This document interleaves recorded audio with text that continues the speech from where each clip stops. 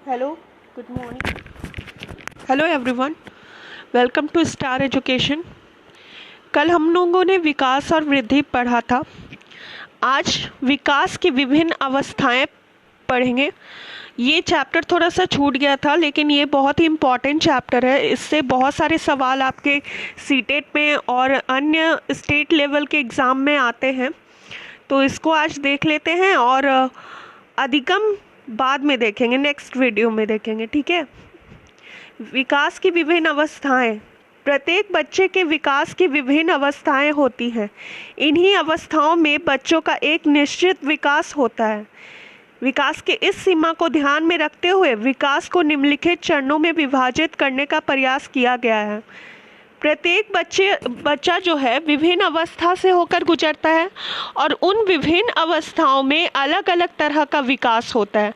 जैसे शैशवावस्था में कोई और विकास हुआ, प्रारंभिक बाल्यावस्था में कुछ और हुआ, मध्य बाल्यावस्था में और हुआ, है ना। और किशोरावस्था तक जाते जाते उसके अलग अलग डेवलपमेंट से उसको गुजरना पड़ता है। भिन्न भिन्न अवस्थाओं में उसको भिन्न भिन्न विकास होता है, ठीक है।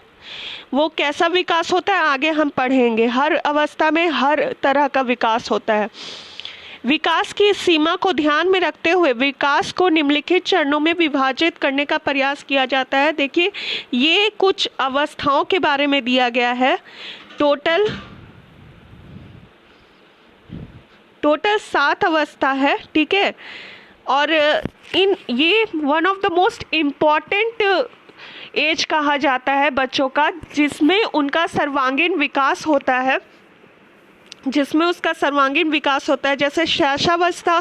पहले तो ये जान लेते हैं कि कितने कितने वर्ष तक शैशवावस्था होता है, कितने से कितने वर्ष तक बाल्यावस्था होगा, ठीक है। ये जानने के बाद आप शिक्षक को मदद मिलेगा कि कौन से एज के बालक में कैसा स्वभाव रहता है, क्या विकास होता है, ठीक है। उसको एक सोर्स मिलेगा कि वो अपने टीचिंग स्टाइल को कैसे डेवलप करे, उसमें कैसे ढाले, किस अवस्था के बच्चों के साथ कैसा पढ़ाई का शिक्षण विधि अपनाए, ठीक है। ये सब में इम्पॉर्टेंट रहेगा। देखिए, शैशवावस्था जो है वो जन्म से लेकर 2 वर्ष तक रहता है। जब बच्चा जन्म लेता है तब से लेकर 2 वर्ष तक रहता है। बाल्यावस्था जो है वहाँ बाल्यावस्था को तीन 3 पार्ट में डिवाइड किया गया है। एक है प्रारंभिक बाल्यावस्था जो 3 से 9 वर्ष तक रहती है, और दूसरा है मध्य बाल्यावस्था जो 6 से 9 वर्ष तक रहती है, और थर्ड है उत्तर बाल्यावस्था जो 9 से 12 वर्ष तक रहती है। तो मान लीजिए कि 3 वर्ष से 12 वर्ष के जो बच्चे होते हैं वो बाल्यावस्था में आते हैं, लेकिन उन्हें भी कैटेगराइज किया गया है, ठीक है। क्योंकि 3 से 9 के वर्ष वाले बालक जो होते हैं उनमें डिफरेंट सोचने की शैली होती है। मध्य बाल्यावस्था में दूसरी होती है और उत्तर बाल्यावस्था में अलग होती है। तो इसलिए बाल्यावस्था को 3 भागों में डिवाइड किया जाता है। ये भी आपसे कभी कभी स्टेट लेवल के एग्ज़ाम में पूछ लिया जाएगा कि मध्य बाल्यावस्था कितने से कितने वर्ष तक को बोलते हैं, उत्तर बाल्यावस्था कितने के कितने वर्ष तक पूछे जाते हैं। उसके लिए मैं अलग से क्वेश्चन आपका एक जगह इकट्ठा करके बताऊंगी कि कैसे कैसे क्वेश्चन आते हैं। सीटेट के एग्ज़ाम में भी कभी कभी पूछ लेता है, लेकिन ये ज़्यादातर एस्टेट के एग्ज़ाम में पूछा जाता है, ठीक है। फिर है आपका पूर्व किशोरावस्था जो कि प्रारंभिक 11 से 15 वर्ष तक चलती है, ठीक है। और एक और है किशोरावस्था। यहाँ भी 2 तरह के किशोरावस्था होते हैं, एक पूर्व किशोरावस्था, एक किशोरावस्था।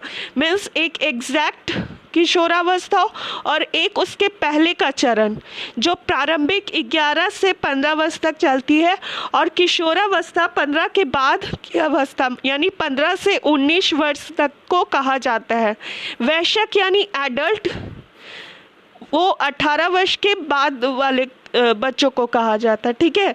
तो ये कुछ इम्पॉर्टेंट अवस्था है, कुछ ऐसे इम्पॉर्टेंट एजेस है जिनमें बालकों का सर्वांगीण विकास होना ज़रूरी रहता है, ताकि वो आगे का एक अच्छा स्ट्रॉन्ग बेस बने, ठीक है, आगे डेवलपमेंट के लिए एक स्ट्रॉन्ग बेस बने, इसलिए इन अवस्थाओं में डेवलप करना बहुत ज़रूरी है। आगे देखिए क्या बोलता है। रॉस के अनुसार बालक के विकास की निम्नलिखित महत्वपूर्ण अवस्थाएं होती है। रॉस ने 4 अवस्था को महत्वपूर्ण बताया है, शैशवावस्था को, बाल्यावस्था को, किशोरावस्था को और प्रौढ़ावस्था को। इन 4 अवस्थाओं को इम्पॉर्टेंट कहा जाता है क्योंकि शैशवावस्था में जब बालक छोटा रहता है तो उसमें किस प्रकार का डेवलपमेंट हम कर सकते हैं, उसको कैसे संभाल सकते हैं, उसका विकास कैसे हो सकता है, शारीरिक हो या मानसिक हो, इस चीज़ को ये इसलिए इम्पॉर्टेंट हो जाता है। बाल्यावस्था जो है वो बहुत ही सुनहरा काल कहा जाता है जिसमें बालकों का सर्वांगीण विकास होता है 5 से 12 के बीच में, इसीलिए भी वो इम्पॉर्टेंट हो जाता है। बाल्यावस्था और किशोरावस्था में 12 से 18 वर्ष। किशोरावस्था जैसा कि हम जानते हैं कि एक ऐसा अवस्था है जिसमें हम लोग फ्यूचर की तैयारी करने लगते हैं, तो उसमें कैसा हमें इंस्ट्रक्शन दिया जाए ताकि हम डेवलप कर पाएँ। तो इस वजह से भी वो रॉस ने जो है इसको एक इम्पॉर्टेंट स्टेज कहा है।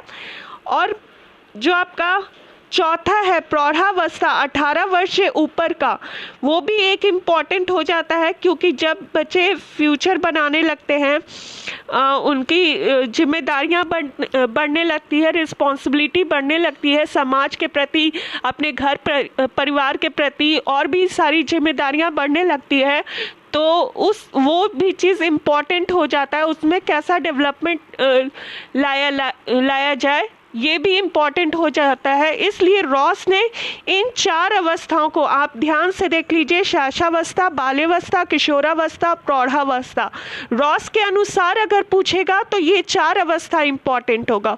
और पहले हम लोगों ने जो पढ़ा ये 7 अवस्था, ये इम्पॉर्टेंट है, लेकिन अगर रॉस के अनुसार पूछेगा तो 4 अवस्थाएं महत्वपूर्ण मानी जाएगी। वो है शैशवावस्था, बाल्यावस्था, किशोरावस्था और प्रौढ़ावस्था। आप उसके एज याद कर लेंगे कि कितने वर्ष तक को कहा जाता है, ठीक है। मानव विकास की अवस्थाएं की प्रमुख विशेषताएं, मीन्स मानव जब विकास करने लगता है, जिस अवस्था में वो विकास करने लगता है, उस अवस्था की कुछ प्रमुख विशेषताएं भी होती हैं। जैसे गर्भावस्था में कुछ और रहता है, किशोरावस्था में कुछ और विशेषता रहता है ना। तो यहाँ हम लोग देखेंगे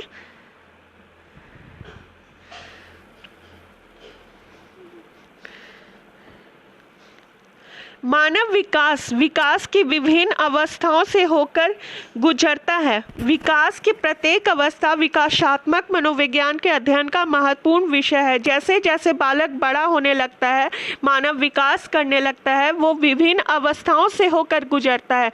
कभी वो शैशवावस्था से बाल्यावस्था, बाल्यावस्था से किशोरावस्था, किशोरावस्था से वैश्यक अवस्था, जैसे जैसे जिन जिन अवस्थाओं में वो जाता है उनकी विशेषताएं भी डिफरेंट होने लगती है, ठीक है। वो क्या क्या डिफरेंस आता है हम लोग एक के बाद एक देखते जाएंगे अलग अलग करके।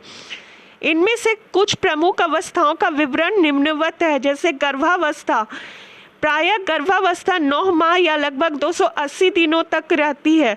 इस अवस्था को गर्भधान से शिशु जन्म तक की अवधि को माना जाता है।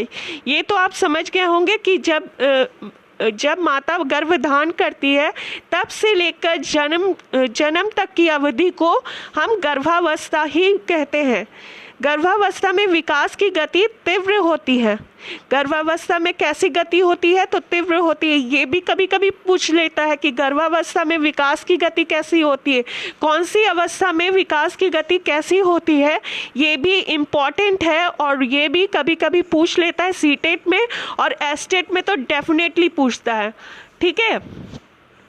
शरीर के सभी अंगों की आकृतियों का निर्माण इस काल में हो जाता है। गर्भावस्था का विकास मां के खान पान से अधिक प्रभावित होता है।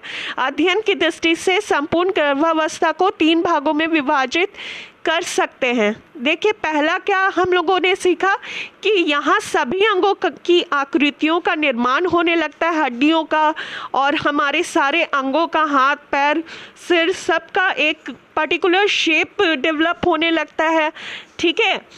और गर्भावस्था का विकास जो है वो माँ के खान पान से बहुत बहुत बहुत ज़्यादा इफ़ेक्ट पड़ता है। ये मैंने एक वीडियो में आपको बताया भी था कि अगर माता को अच्छा वातावरण मिलता है, अच्छा खान पान मिलता है, तो उसका अच्छा प्रभाव उसके बालक पर पड़ेगा। इसीलिए डॉक्टर हमेशा ये परामर्श देते हैं कि लौ युक्त उन्हें भोजन करना चाहिए और भी अनेक पोषक तत्व उन्हें लेना चाहिए, जिससे कि बालक स्वस्थ तंदुरुस्त हो। ठीक है। और यहाँ तक कि माता को स्ट्रेस के बिना रहना चाहिए, मतलब तनाव मुक्त रहना चाहिए, ताकि उसका गलत प्रभाव उसके बालक पर ना पड़े। इसीलिए गर्भावस्था में माँ के खान पान से लेकर उसके तनाव मुक्त होने तक इन सारी बातों का ख्याल हमें रखना चाहिए। ठीक है। एक अध्ययन में बताया गया है कि गर्भावस्था को 3 भागों में विभाजित किया गया है। ठीक है। जैसा कि हम लोगों ने पढ़ा था कि गर्भावस्था जो है वो गर्भधान से लेकर जन्म तक होता है, इसीलिए इसको 3 भागों में डिवाइड कर दिया गया है। पहला है डिंबावस्था, जिसको इंग्लिश में जर्मिनल स्टेज भी कहते हैं। यह अवस्था गर्भधान से 2 सप्ताह तक रहती है ना। इसका आकार अंडे के समान होता है और यह इधर उधर नालिका में तैरता रहता है, जो माँ के गर्भाशय तक जाती है। गर्भनाल के द्वारा माँ के रुधिर प्रवाह से डिंब अपना आहार प्राप्त करता है। कहने का मतलब ये है कि जब गर्भधान का प्रोसेस शुरू होता है, उस स्थिति को हम डिंबावस्था कहते हैं। अब देखिए सेकंड अवस्था कौन सा है। सेकंड अवस्था है पिंडावस्था, एम्ब्रायोनिक स्टेज। यह अवस्था तीसरे सप्ताह से दूसरे महीने के अंत तक रहती है। मैं बार बार कह रही हूँ कि जिसमें भी एज दिया गया है या महीना दिया गया है कि कौन से सप्ताह से कौन से महीने तक अवस्था होती है, इस चीज़ को आप बहुत ही इम्पोर्टेंट लीजिए और इसको एकदम से याद कीजिएगा। तो यहाँ पे पिंडावस्था की कौन सी अवस्था दी गई है? तीसरे सप्ताह से दूसरे महीना के अंत तक। ठीक है। इस अवस्था में गर्भपिंड मानव आकृति धारण कर लेता है, मतलब ये थोड़ा सा डेवलप हो जाता है बच्चा गर्भ में और वो मानव आकृति धारण कर लेता है, मानव का स्वरूप प्रदान कर लेता है। इसमें विकास गति तीव्र हो जाती है, और जितने भी बॉडी पार्ट्स है वो जल्दी जल्दी डेवलप होने लगता है। ठीक है।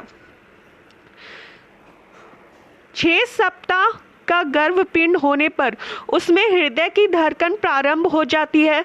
स्नायु मंडल, ज्ञान तंतु, त्वचा, ग्रंथियां, बाल, फेफड़ा, जिगर, सांस नली आदि का निर्माण होता है। ये one of the most important stage है, जब बच्चा मानव का स्वरूप ले लेता है और उसमें लाइफ आने लगती है। उसकी हृदय धड़कन प्रारंभ हो जाती है, उसका त्वचा, उसकी ग्रंथियां, उसके बाल, उसके फेफड़े, उसके जिगर, उसका सांस नली सारे अपने काम में तीव्रता आ जाती, मतलब काम करना शुरू कर लेता है। ठीक है। इस अवस्था में गर्भनाल में फैलाव आने लगता है। ठीक है। थर्ड स्टेज है भ्रूणावस्था, फेटल स्टेज। यह अवस्था 3 माह से 9 माह तक रहती है। ये आखिरी स्टेज है और इस अवस्था में किसी नवीन अंग का विकास नहीं होता, बल्कि पिंडावस्था में निर्मित अंगों का विकास होता है। मतलब इसमें पूरा तरह से बच्चा डेवलप हो जाता है और कोई भी नया बॉडी पार्ट का विकास नहीं होता, बल्कि वो जितने भी अंग हैं, जितने भी निर्मित अंग है वो प्रॉपर विकास होने लगते हैं, डेवलप होने लगते हैं थोड़ा थोड़ा। ठीक है। इस अवस्था में मानव शिशु की आकृति का पूर्ण विकास हो चुका होता है, मतलब इसमें और विकास की ज़रूरत नहीं होती, क्योंकि ये आखिरी स्टेज है। सेकंड स्टेज में सारी चीज़ों का विकास होने लगता है, लेकिन थर्ड स्टेज में डेवलपमेंट कंप्लीट हो जाता है। ठीक है। नेक्स्ट है हमारा शैशवावस्था। इस अवस्था को बालक का निर्माण काल माना जाता है। यह अवस्था जन्म से दूसरे वर्ष तक मानी जाती है।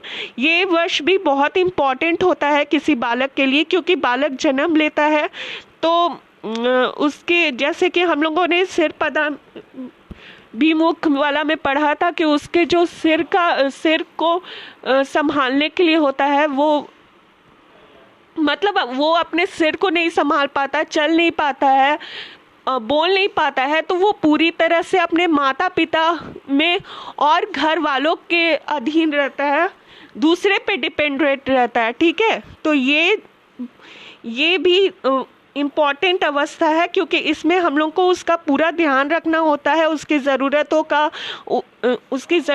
का और भी उसके स्वास्थ्य के प्रति।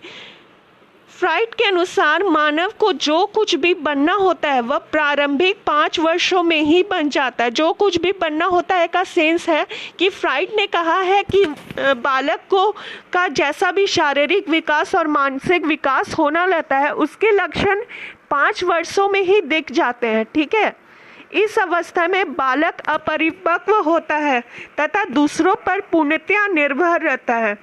ये तो हम जानते हैं कि बालक अभी जन्म लिया है तो उसका भाषा का विकास नहीं हुआ है, शारीरिक विकास नहीं हुआ है, मानसिक विकास नहीं हुआ है, जिसके वजह से वो बोल नहीं सकता, चल नहीं सकता और ना ही अपनी ज़रूरतों को किसी से बता सकता है। ठीक है, इंगित करके भी नहीं बता सकता, मतलब इशारा करके भी नहीं बता सकता। वो इतना छोटा होता है तो वो टोटली दूसरे पे डिपेंडेंट होता है और अनमैच्योर्ड होता है। ठीक है, उसका व्यवहार पूरी तरह प्रवृत्ति से जुड़ा होता है, जिसकी संतुष्टि वह तुरंत चाहता है। सुख की चाह उसका एकमात्र प्रेरक होता है, मतलब कि प्रवृत्ति से जुड़ा होता है, मीन्स उसको जो चीज़ चाहिए होता है वो चीज़ वो तुरंत लेता है। ये तो आप समझ के ही होंगे। शैशवावस्था की प्रमुख विशेषताएं हैं कुछ जो कि इम्पॉर्टेंट है, देख लीजिए कौन कौन सा विशेषता। जैसा कि हम लोग विशेषता ही के बारे में इसमें पढ़ रहे थे कि शैशवावस्था में क्या क्या विकास होने लगता है, तो शारीरिक विकास की तीव्रता होती है, शरीर जल्दी विकास होने लगता है, मानसिक क्रियाओं की तीव्रता होती है, क्योंकि हम लोगों ने पढ़ा अभी फ्राइड के अनुसार कि 5 वर्ष तक ही दिख जाता है कि शारीरिक और मानसिक विकास कैसे होगा, तो उसमें तीव्रता आती है, तभी तो हमें पता चलता है ना कि हाँ कैसा बालक होगा। सीखने की प्रक्रिया की तीव्रता आती है, बच्चा कितना जल्दी किसी चीज़ को सीख जाता है, चलना या बोलना। जैसा कि हम लोगों ने पिछले वीडियो में कहा था कि जो विशिष्ट बच्चे होते हैं वो 11 माह में चलना और बोलना सीख जाते हैं। जो सामान्य बच्चे होते हैं वो उनको थोड़ा टाइम लगता है, और जो मंदबुद्धि वाले बालक होते हैं उसको पूरे 24 महीने लगते हैं भाषा का विकास करने में और चलने फिरने में। तो हम लोग उसी से पता लगा सकते हैं कि बच्चा का मानसिक स्थिति कैसे होगी। ठीक है, सीखने की प्रक्रिया की तीव्रता से ही हम समझ जाएंगे कि शैशवावस्था से लेकर वो आगे कैसे डेवलप करेगा। दूसरों पर निर्भरता रहती है। हम अच्छे से जानते हैं कि बच्चे बहुत छोटे होते हैं, जन्म लिए ही होते हैं, तो टोटली दूसरे पे डिपेंडेंट होते हैं, क्योंकि वो भाषा का विकास नहीं हुआ होता है, चल नहीं सकते, बोल नहीं सकते, तो वो दूसरे से ही कुछ भी चाह रखेंगे। ठीक है, तो दूसरों पर वो निर्भर रहेंगे। आत्म प्रेम की भावना ये भी एक इम्पॉर्टेंट है। बालक छोटा ज़रूर होता है लेकिन आत्म प्रेम की भावना भी होती है, मीन्स उसमें भी संवेग थोड़ा सा डेवलप होता है कि वो कोई उसको अगर डांट दे तो वो रोने लगता है, या कोई चीज़ वो खुश करने वाली चीज़ को सुनता है तो वो खुश हो जाता है। ठीक है, तो आत्म प्रेम की भावना भी उसमें थोड़ी सी विकसित होती है। सामाजिक भावनाओं का तीव्र विकास जन्म लेता है, जन्म से लेकर उसको सामाजिक भावनाओं का तीव्र विकास होने लगता है, जैसे अपने माता पिता के प्रति, अपने आसपास के लोगों के प्रति भी उसका भावना विकसित होने लगता है कि कौन अपना है उसको जहाँ से प्यार मिले वहाँ से वो उसके साथ अच्छा रिएक्ट करता है। तो सामाजिक भावना की भी तीव्रता अधिक होती है। अनुकरण द्वारा सीखने की प्रवृत्ति होती है। ये भी एक इम्पॉर्टेंट है कि बच्चा जैसा अनुकरण करेगा वो वैसे ही सीखेगा, है ना। इसीलिए हमें एक अच्छा इन्वायरमेंट देना चाहिए, अच्छा भाषा का प्रयोग करना चाहिए, अच्छा लोगों के साथ उसको रखना चाहिए, क्योंकि उसमें अनुकरण करने की विधि उसमें होती है कि जो जैसा देखेगा वो वैसे ही करना शुरू करेगा। अगर कोई गलत काम कर रहा है, मिट्टी खा रहा है या कुछ और चीज़ें कर रहा है, तो वो भी वैसे ही करेगा। इसीलिए उसको एक अच्छा माहौल प्रदान करना चाहिए। अभिभावक को भी चाहिए कि वो अपनी भाषा पर नियंत्रण करे, ऐसा कोई वाक्य ना करे कि जिसको देखकर बच्चा आक्रामक आगे चलकर आक्रामक हो। तो इन सब चीज़ों का ध्यान देना चाहिए, क्योंकि बच्चे उस समय अनुकरण करते हैं। उस समय जो आप जैसा दिखलाओगे वो वैसे ही करेगा, ठीक है। संवेगों का प्रदर्शन वो करता, भले भाषा विकसित ना हो लेकिन संवेग के द्वारा अपने चीज़ों को या अपनी भावनाओं को वो प्रकट कर सकता है, ठीक है। नेक्स्ट है हमारा बाल्यावस्था। ये जीवन का बहुत ही सुनहरा काल है। इसी में बच्चों का विकास बहुत अच्छे से होना चाहिए, क्योंकि इसको एक छोटे से पेड़ के जड़ के रूप में माना जाता है कि वो स्ट्रांग होगा, तभी वो बड़ा होकर एक स्ट्रांग माना जाएगा। जैसे पौधा जब छोटा होता है तो उसका जड़ मजबूत करने में हम लोग को ध्यान देना चाहिए, ताकि वो एक अच्छा स्ट्रांग और लंबा चौड़ा अच्छा फ्यूचर में वो पौधा पेड़ बने। उसी प्रकार बाल्यावस्था में जो बालक होते हैं उनका भी ध्यान बहुत अच्छे से होना चाहिए। चाहे वो जो भी विकास हो उस पर ध्यान देना बहुत ज़रूरी है, क्योंकि यही फ्यूचर का निर्माण करेंगे। यह अवस्था 3 से 12 वर्ष की अवधि तक मानी जाती है। यह अवधि आप याद रखेंगे, 3 से 12 वर्ष तक की अवधि। इस अवस्था में बालक में अनेकों परिवर्तन होते हैं, इसलिए विकास की दृष्टि से इस अवस्था को एक जटिल अवस्था माना जाता है। सारे विकास ज़रूरी है, सारे जितने भी आयाम है विकास के वो ज़रूरी है, लेकिन बालक बहुत छोटे होते हैं, वो मैच्योर नहीं होते हैं, इसलिए उनको एक अच्छे स्वरूप में ढालना बहुत ही मुश्किल होता है, बहुत ही जटिल होता है, ठीक है। इसीलिए इसको अनोखा काल भी कहा जाता है। मनोवैज्ञानिक ने इस अवस्था को जीवन का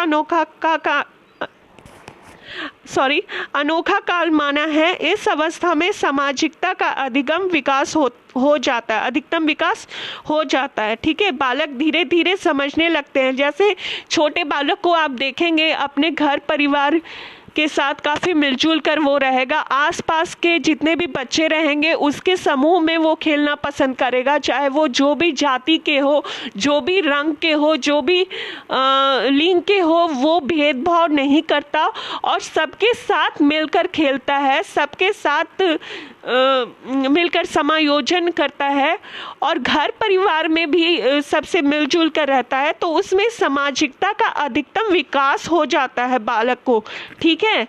चाहे वो अभिभावक माता पिता हो या दादा दादी हो, नाना नानी हो, चाचा चाची हो, जो भी रहे उनके साथ अपार प्रेम को प्रकट करता है और उनके साथ मिलजुल कर रहता है, जिससे यह पता चलता है कि बाल्यावस्था में सामाजिकता अधिकतम होती है, सामाजिकता का अधिकतम विकास हो जाता है और मनोवैज्ञानिक ने इसीलिए इसे सबसे अनोखा काल कहा है। नेक्स्ट है हमारा, बालक में नैतिकता भी विकसित हो जाती है, जिससे वह उचित अनुचित का निर्णय कर सकता है। कुछ बालक जो बहुत बड़े हो जाते हैं, थोड़े बड़े हो जाते हैं, उनमें नैतिकता का भी विकास हो जाता है। वो ऐसा कोई भी चीज़ नहीं करना चाहते हैं जिससे उनको किसी प्रकार का आलोचना का शिकार हो, क्योंकि बालक को ये डर रहता है कि अगर डर नहीं कहेंगे लेकिन ये नैतिक का पार्ट रहता है कि वो कुछ ऐसा नहीं करना चाहते जिससे वो उसके माता पिता परेशान हो। अगर आप उसे बोल देंगे कि नहीं ये काम मत कीजिए, ये काम मत करें क्योंकि इससे भगवान गुस्सा हो जाएंगे, तो वो उस बात को सच समझ लेगा और वो वैसे ही करेगा कि उसमें ये नैतिकता विकसित हो जाएगी कि अगर हम ये कार्य गलत करेंगे तो उसको भगवान दंडित करेंगे। ठीक है, तो इस प्रकार की चीज़ों को सुनकर उसमें नैतिकता का विकास होने लगता है और उचित अनुचित का निर्णय भी लेने लगता है। बालक आत्मनिर्भर होने के साथ साथ परिपक्व भी होने लगता है। इस अवस्था में मित्र बनाने की इच्छा प्रबल होती है। बालक धीरे धीरे आत्मनिर्भर भी बनने लगता है ना, और थोड़ी थोड़ी परिपक्वता उसमें आने लगती है, मैच्योरिटी आने लगती है। और मित्र बनाने की इच्छा, जैसा कि मैंने कहा कि सामाजिकता अधिक हो जाती है, जिसके कारण वो ज़्यादा से ज़्यादा मित्र बनाने की सोचता है। ठीक है, क्योंकि इसमें उसको खेल में ज़्यादा आनंद आता है, इसीलिए मित्र भी ज़्यादा बनाना वो इच्छा प्रबल होता है। ठीक है, बाल्यावस्था में अपने समूह के प्रति बड़ी ही आस्था होती है। उसमें आपस में सहयोग, प्रेम, सहानुभूति का भाव विकसित होता है। बाल्यावस्था में बहुत प्रकार की रुचियां भी विकसित होती हैं। ठीक है, वो अपने समूह के प्रति बहुत ही आस्था रखता है। उसमें कोई भी तरह का भेदभाव नहीं रहता, क्योंकि उसमें किसी भी तरह का भेदभाव नहीं रहता कि कौन सा बच्चा किस जाति का है, इस चीज़ की परिपक्वता उसमें नहीं आती है और इस बारे में वो कभी सोचता नहीं है। तो बालक एकदम साफ मन से सबके साथ वो एडजस्ट करके रखता है, इसीलिए उसमें प्रेम, सहानुभूति और आपस में सहयोग का भाव जो है वो विकसित होता है। इसीलिए ही इसे अनोखा काल कहा जाता है, क्योंकि जब हम ज़्यादा बड़े हो जाते हैं तो जाति भेद करने लगते हैं, रंग भेद करने लगते हैं, लेकिन बालक एकदम निश्चल होकर अपने साथियों के साथ खेलता है। उसे कोई भी चीज़ का दिक्कत नहीं होता कि कोई कौन से जाति का है, कौन से रंग का है, कौन से लिंग का है, कोई भेदभाव नहीं। इसीलिए वो अपने समूह के प्रति आस्था रखता है, सहयोग की भावना रखता है, प्रेम रखता है, सहानुभूति रखता है। और इसके साथ साथ उसमें कई प्रकार की रुचियां भी विकसित होती हैं। जैसे बालक को ड्राइंग करना पसंद होता है, कभी किसी स्पोर्ट्स में पार्टिसिपेट करना अच्छा लगता है, अपने समूह के साथ कोई ग्रुप में करके किसी प्रोजेक्ट को करना अच्छा लगता है। तो इन सब चीज़ों से ही वो एक अनोखा काल बन जाता है। बाल्यावस्था की प्रमुख विशेषताएं निम्न हैं। बाल्यावस्था की विशेषताएं देख लें। ऐसे तो ऊपर में आप लोगों ने नोट कर लिया होगा, मैं आशा करती हूँ कि जो मैंने हाईलाइट किया है वो भी एक विशेषता ही है, तो आप एक जगह उसको नोट कर लें ताकि आगे चलकर आप उसको याद कर सकें। इसको भी आप लिख सकते हैं, ये एक जगह किया हुआ है मेरा, एक जगह इस बुक में लिखा हुआ है। मानसिक योग्यता में वृद्धि होती है। ठीक है, सेकंड है जिज्ञासा की प्रबलता, हर चीज़ को जानने के लिए वो उत्सुक होते हैं कि ऐसा क्यों हुआ। ठीक है, इसीलिए किसी भी चीज़ को तोड़कर वो देखते हैं कि वो जुड़ता है कि नहीं, अगर जुड़ नहीं पाया तो क्यों नहीं जुड़ पाया। वो बहुत सारा क्वेश्चन उनके दिमाग में रहता है, हर चीज़ को जानने की उनकी जिज्ञासा जो होती है वो तीव्र होती है। ठीक है, वास्तविक जगत से वो संबंध रखते हैं, उनका रियलिटी से संबंध रहता है। वो किसी भी काल्पनिक चीज़ों को सोचने के लिए उतना मैच्योर नहीं होते हैं, इसलिए वास्तविक जगत में जो होता है उसे ही वो सच मानते हैं। सामाजिक गुणों का विकास हो जाता है, जैसा कि मैंने कहा कि मित्र के प्रति प्रेम और संवेग प्रेम की भावना, सहानुभूति की भावना ज़्यादा होती है। वो एक सर्कल में रहना ज़्यादा पसंद करते हैं, अपने फ्रेंड सर्कल में रहना ज़्यादा पसंद करते हैं, अपने अभिभावक के साथ, अपने घर के अन्य परिवारों के साथ रहना ज़्यादा पसंद करते हैं। तो इसके द्वारा क्या होता है, उनमें सामाजिक गुणों का विकास होता है, नैतिक गुणों का विकास होता है। माता पिता का कहना मानते हैं, वो अगर किसी चीज़ को बोल देते हैं कि नहीं ये गलत है तो वो गलत मान लेते हैं और इस तरह से उसका नैतिक विकास होने लगता है। बहिर्मुखी व्यक्तित्व का विकास होता है, बहुत तरह के व्यक्तित्व का विकास होता है। सामूहिक खेलों में रुचि होती है, ये भी हम पढ़ चुके हैं। शारीरिक एवं मानसिक स्थिरता होती है। ठीक है, तो ये बहुत सारी इम्पोर्टेंट विशेषताएं हैं जो आपको याद कर लेनी है और ये डेफिनेटली आपके एग्ज़ाम में पूछता ही है और जितने भी अभी बीएड कर रहे हो या डीएलएड कर रहे हो उनके भी कोर्स बुक में इसके बारे में पूछा जाता है। तो बीएड के एग्ज़ाम में भी और डीएलएड के एग्ज़ाम में भी ये पूछता है कि बाल्यावस्था की कौन कौन सी विशेषताएं हैं, किशोरावस्था की कौन कौन से विशेषताएं हैं। मैंने हाल में ही एग्ज़ाम दिया है, 17-19 का मेरा सेशन था, तो उसमें लास्ट में ये पूछा था कि किशोरावस्था, जब सेकेंड ईयर का एग्ज़ाम हुआ था, तो कि किशोरावस्था की विशेषताएं कौन कौन सी है। तो अगर आप इस टॉपिक को, छोटे छोटे टॉपिक को याद कर लेते हैं तो आप उसको डिटेल में अपने शब्दों में, अगर आप अपने शब्दों में लिखने में सक्षम हैं तो उसको बहुत अच्छे से लिख सकते हैं। तो आप इस टॉपिक को अच्छे से याद कर लें ताकि वो आपके हर एग्ज़ाम में इम्पॉर्टेंट हो। और साथ ही साथ सीटेट, एस्टेट, आरटेट, जितना भी स्टेट लेवल का एग्ज़ाम है उसमें भी इससे क्वेश्चन पूछे जाएंगे कि ये विशेषताएं दे दी जाएंगी और पूछ लिया जाएगा कि ये कौन से एज की विशेषता है। ठीक है, और आपको 4 ऑप्शन रहेगा, उसमें अगर आपको याद रहेगा तो आप अच्छे से कर लोगे। सेकंड है किशोरावस्था। आज किशोरावस्था तक ही करते हैं। यह अवस्था जीवन का संधि काल है। किशोरों तथा किशोरियों में काम भावना के लक्षण स्पष्ट दिखाई देते हैं। यह अवस्था संधि काल है। किशोर और किशोरियों जो हैं एक दूसरे पे अट्रैक्टिव रहते हैं, मतलब एक ऑपोजिट आप देख सकते हैं कि किशोर तथा किशोरियों में काम भावना का जो लक्षण है वो स्पष्ट रूप से दिखाई देने लगता है, वो स्पष्ट रूप से काम भावना को शो करने लगते हैं। नेक्स्ट है किशोर तथा किशोरियों अपने को अच्छा दिखाने के लिए सजते संवरते हैं, जिससे विपरीत लिंग का आकर्षण उनके प्रति बढ़े। यह अवस्था तनाव, तूफान तथा स्वप्न की अवस्था कही जाती है, जिसमें विरोधी प्रवृत्तियों का विकास होता है। जैसा कि हम लोगों ने बाल्यावस्था में कहा था कि मानसिक स्थिरता होती है, वो वास्तविक जीवन पे विश्वास करते हैं। किशोरावस्था ठीक उसका ऑपोजिट है। किशोरावस्था जो है वो काल्पनिक चीज़ों में ज़्यादा विश्वास करते हैं। ठीक है, तनाव और तूफान का इसे एज क्यों कहा गया है, क्योंकि इसमें बच्चे बहुत ज़्यादा सोचने लगते हैं अपने फ्यूचर के बारे में, कैसे उसको सिक्योर किया जाए, तो ये तनाव का एज इसीलिए कहा जाता है। नेक्स्ट है किशोरावस्था की अवधि कल्पनात्मक तथा भावनात्मक होती है। यही पर जीवन साथी की तलाश होती है।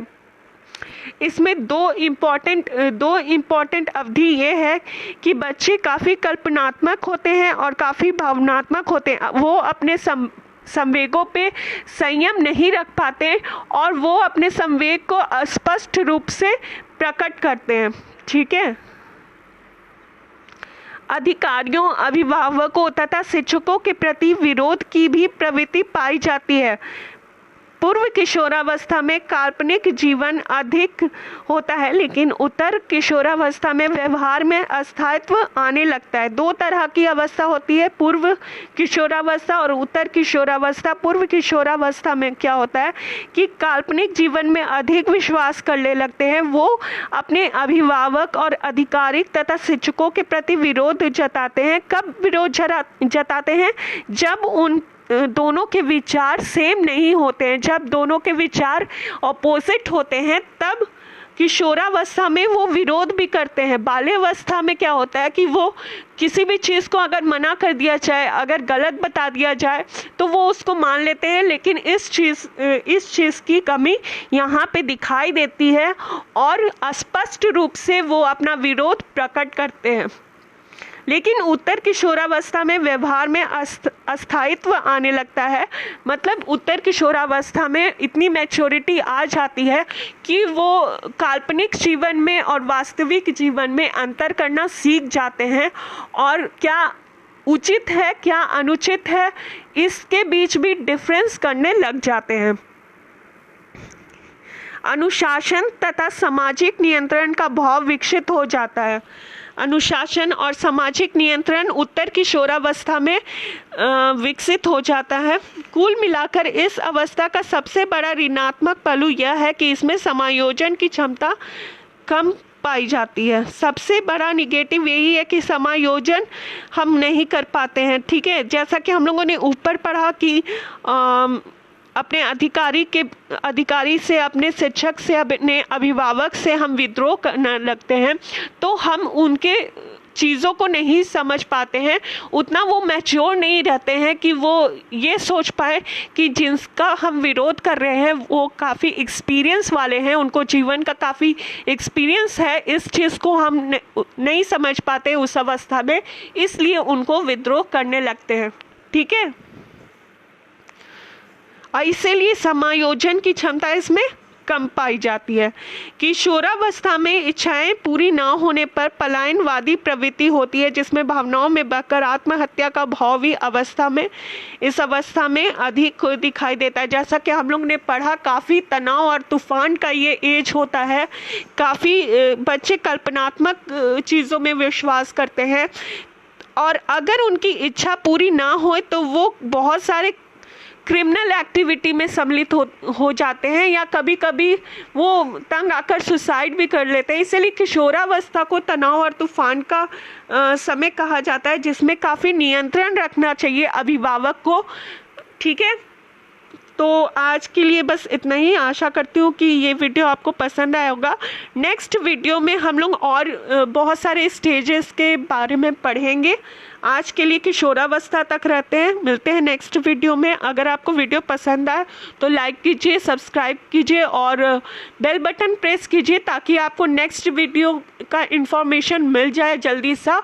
और ये सारे टॉपिक जो है जितना भी मैं करवा रही हूँ वो सीटेट और एस्टेट और अन्य स्टेट लेवल के एग्ज़ाम के लिए बहुत ही इम्पॉर्टेंट है। इसीलिए आप एक एक करके अगर लाइन वाइज लाइन सबको देख लेंगे तो जब आप प्रैक्टिस सेशन में जाएंगे तब आपको क्लियरली सारा कुछ याद रहेगा।